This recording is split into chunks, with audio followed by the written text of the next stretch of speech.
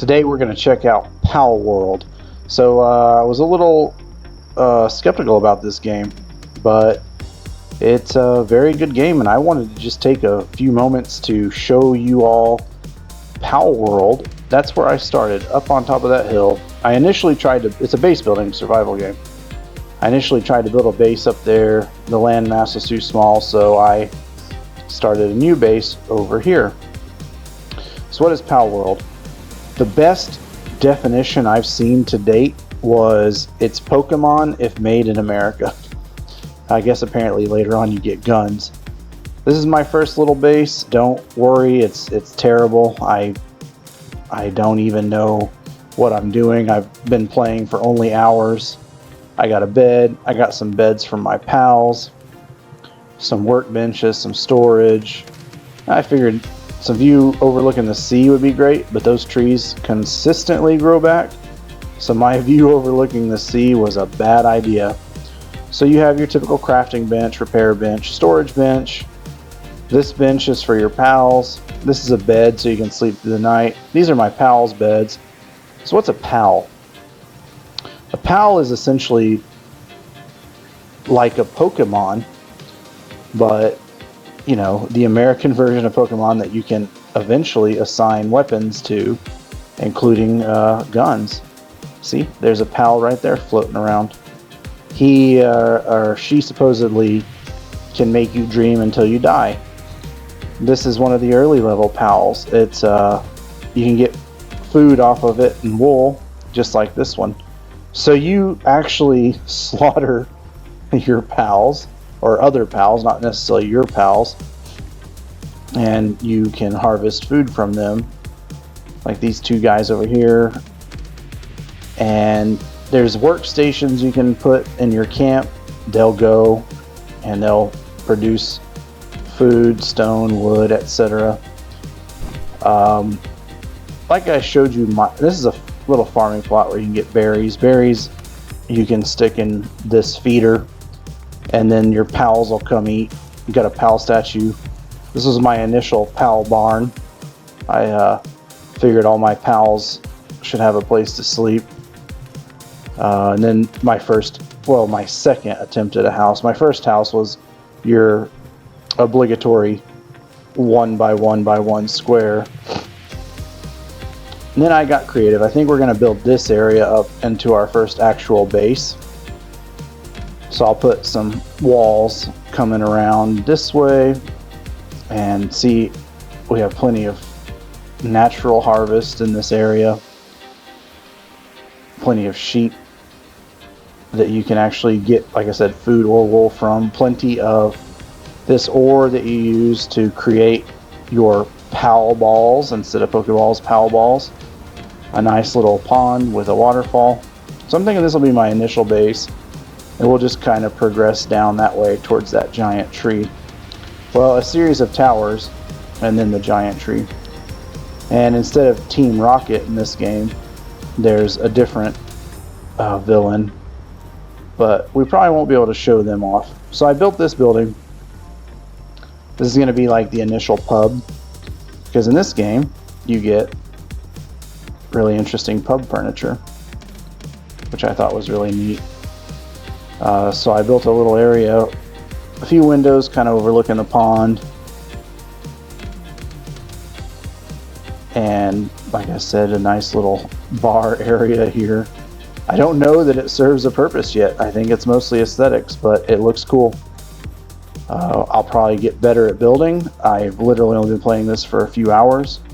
Bedrooms are going to be up here, right? Places for people to stay. And I'll have a little sitting area over here. Just more windows overlooking the landscape. Just trying to add a little bit of realism to my build. Nothing has been built out in these rooms really yet. Just concept at this point. And the roof seems to be buggy. So I wanted to make really pretty sloped roofs, but I don't think it's quite there yet. So we're going to go with ugly square buildings and weird looking porches like this until either I overcome the learning curve or they add in more features. But it looks like they have a cool world. It's very, I don't know what the correct terminology is, but it kind of has these platforms all the way down from the top. And it seems to go that way for a while, but I haven't progressed that far, so I don't know. So you have these critters that they call pals. That's a pal. And the little chicken critters are pals, and there's little sheep pals. And you can summon your pals, withdraw your pals, summon different pals.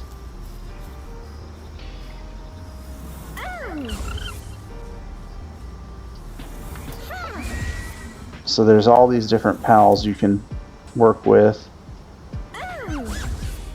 Yeah, and they all have the stats that you would expect. Just like Pokemon had different types. And they have various roles. So unlike Pokemon, you can assign them to work. See, you gather resources in this game because it is a survival game. You do have to eat and things like this. But your pals can work on your base, and your pals can also travel with you in the party like I just demonstrated.